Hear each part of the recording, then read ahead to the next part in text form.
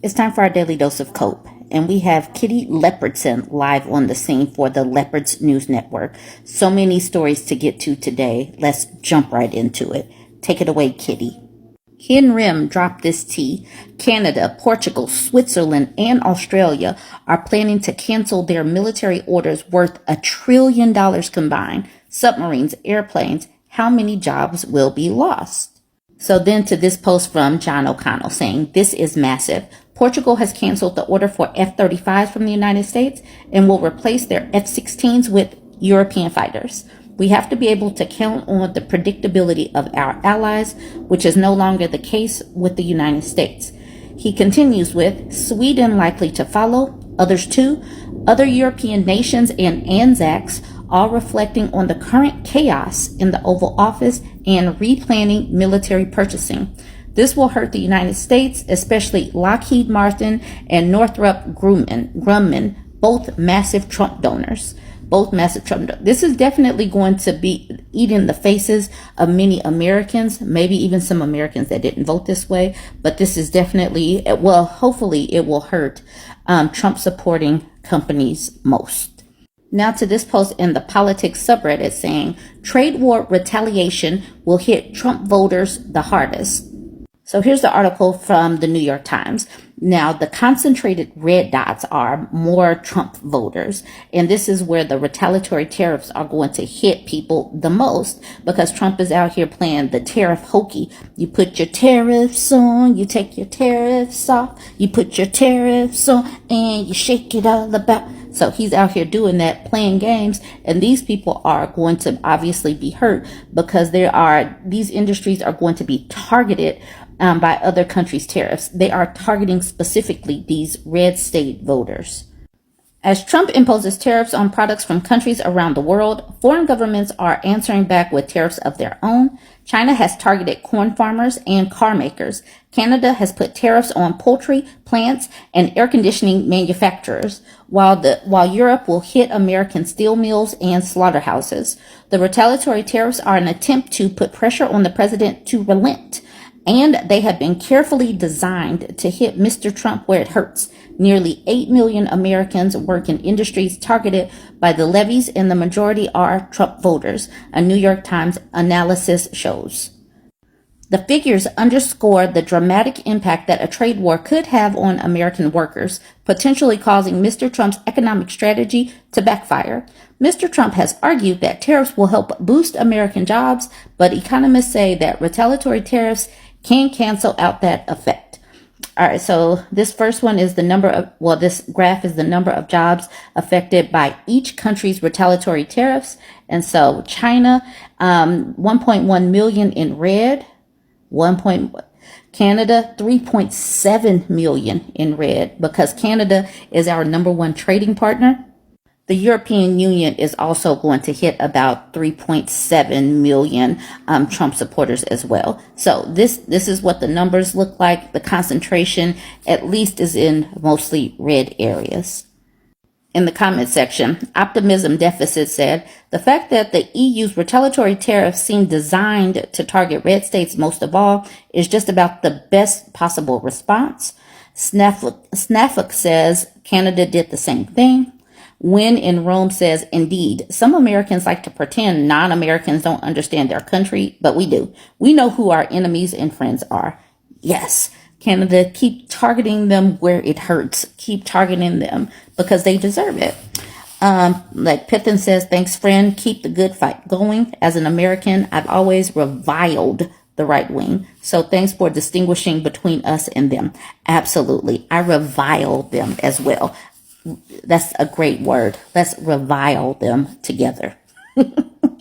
Okay. So this is a post from a private Facebook group. So obviously they blanked out the name of the group, but it says blank in this group is crying about losing his job as a federal worker and asking for work. Do not give him any. Say F him. If he doesn't deserve sympathy or empathy. He calls everyone he doesn't like woke and literally voted for Trump and praised him for gutting the government, leading to his job loss. You don't get to dismantle the government and then ask for help when it directly affects you. Exactly. You won. Sit in this win. Enjoy it, love it, because this is what you voted for. You were indeed the waste, fraud, and abuse that they are cutting out. The person that posted this says, as a consequence of the former Fed worker's support for Trump, he lost his job. This comment was shared with me by a member of this private group. The fired worker is still in the thread seeing this. All right, so this person says, my supporters are not very wise people. That's what this sign says, but you need to look at the sign for yourself. Sage Windu says, I hate that I can't tell whether or not this is a joke. It's not a joke. One human alcohol beer, please, says, I'm sitting here at my daughter's soccer practice listening to one of the dads talk about working in the steel industry and having to let a bunch of people go recently.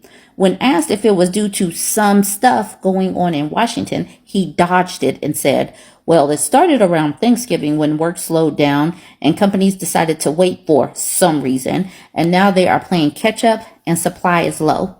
Just admitted that you voted for a guy that's going to cost people jobs in your industry and is going to trickle down into the industries that rely on steel. Oh, wait, that would mean admitting you did something stupid. Hey, Mickey says, gee, I wonder what also happened around Thanksgiving. Exactly. The uncertainty and volatility started with all of the talks of tariffs and trade war back in November. AJB says, let me guess, everyone will be classified as poorly performing unless they sign a loyalty oath and submit to the cult club. The cult club.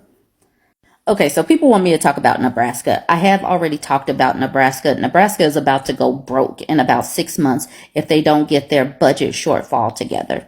I've already talked about this, but you can see down here, at first they thought that they had a budget hole of nearly $200 million, but apparently it's really about $300 million. And it's all because someone forgot to sign or post some paperwork in the Capitol. So now it's like, whoopsie, it's really almost 300 million. What are we going to do?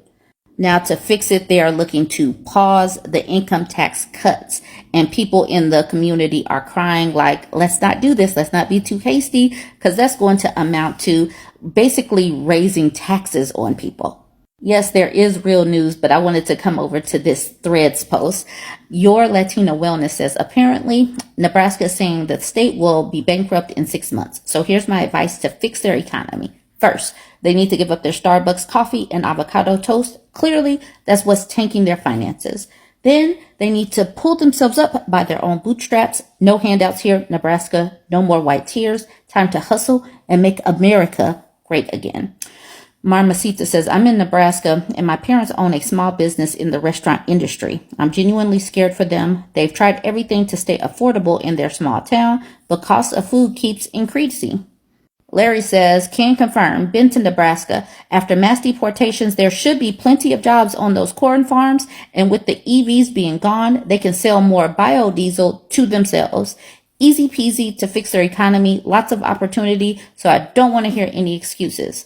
And then your Latina Wellness says, oh, would you look at that? The farms are ready for them with 12 to 14 hour shifts and barely any time off. Combine that with some creative budgeting, and that should be enough, right? Simple fix, no excuses. And at the bottom, this part made me laugh. You forgot to tell them to keep their legs closed. Susie has an issue with people laughing at Nebraska, saying, okay, I get it. We're all mad, but I, for one, am ready to stop the negativity and name calling. We can't get through it on our own. You catch more flies with honey. I have no idea how to unbrainwash half the country. We're split the way Southern football teams are, and we have to admit that that's what it's come down to on both sides. This is a both sides thing. But we're in a war against Russia, so have to fight together as a country, figure out the party issues after. We need every blue in every state fighting against the propaganda. The time for the unity was like in November. Sorry, Susie. Y'all gonna have to just pull yourself up by these bootstraps. Barb told Susie, I ain't got nothing for you. She said, your reps voted against Hurricane Sandy aid for my state. That is my benchmark for if a state is worth my help. Nebraska doesn't even get my thoughts and prayers. I will act like a Republican. I'm tired of my hard-earned money helping taker states like Nebraska. I want my tax dollars to stay in my state now. Barbara is not playing games with these people like Susie. Kay Mulvey says, all in. I'm done with the red folks. P.S. Haven't gotten one thank you from Nebraska for our gift of the CT money to their coffers. There you go. People are not playing games with Nebraska, and they do not care if this state is about to go under. And the final story of the day of the leopards are feasting. This person named Neo posted this in Threads saying he voted for Trump. Now his wife sits in an ICE detention center. Bradley Bartell and Camila Munez were on their way home after honeymooning in Puerto Rico when an immigration agent pulled Munez aside in the airport. Are you an American citizen? Asked the agent. She answered no. She's from Peru. But she and her husband had taken the legal steps so that one day she might get U.S. citizenship. He shook as he watched her disappear. He thought, what the F do I do? And this was out of a USA Today article. The thread continues, both of them have been thinking a lot about Bartell's vote for Trump. I knew they were cracking down, he said. I guess I didn't know how it was going down. He imagined the administration would target people who snuck over the border and weren't vetted. But his wife, they know who she is and where she came from, he said. They need to get the vetting done and not keep these people locked up. It doesn't make any sense. Beautifully, Melanie at the bottom says, but she's also a Trump supporter. Check her Facebook post. She got what she wanted, so what's the problem? Exactly. When you get what you want, you should be celebrating. She might not have been able to vote, but she was able to support her husband in his vote. So this is what they voted for. They voted for a mass bloody deportation. You can find the article with USA Today, but I wanted to share this one because you can see the happy couple right there. Man thought his non-citizen U.S. wife was one of the good ones. Regrets his vote for Trump after she gets swept up by ICE. Well, regret doesn't help anything. We're all stuck with this man because of you and your Trump supporting wife. So hopefully it was worth it. Hopefully you feel stressed every single day, not knowing what's going to happen, but you get what you voted for. So there's that. Anyways, y'all, let me know what you think about all of this. Join the conversation. Don't forget to like, comment, and share. I had a professor during like a midterm election intentionally put my class on this discussion to talk about why do people vote against their own best interest. And she let us run that conversation for like 45 minutes. And we gave tons of different answers. We were talking about a lack of education. We were talking about literacy rates. We were talking about propaganda. We went so far as to talk about things like library funding and a lack of access to the internet in rural areas. But eventually she interrupted us all and she said, I'm sure that all plays a role.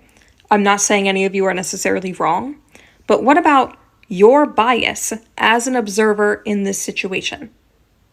And all of us said, what are you talking about? And she went on to explain that in the entire conversation we were having about people voting against their own best interest, we never stopped to ask what those people thought their best interest was. We're doing the same thing with farmers right now. Specifically white farmers, let's be clear. They voted for Donald Trump despite what we would assume their best interests are. Losing their workers, losing their farm, going bankrupt, etc. They did it regardless. So the question then becomes, what do they think their best interest is, if it's not all the things that we've assumed? And the answer is probably white supremacy. You say they let their racism and misogyny get in the way. No, they let their racism and misogyny be their priority. It didn't get in the way of what their own best interests are. It was their best interest.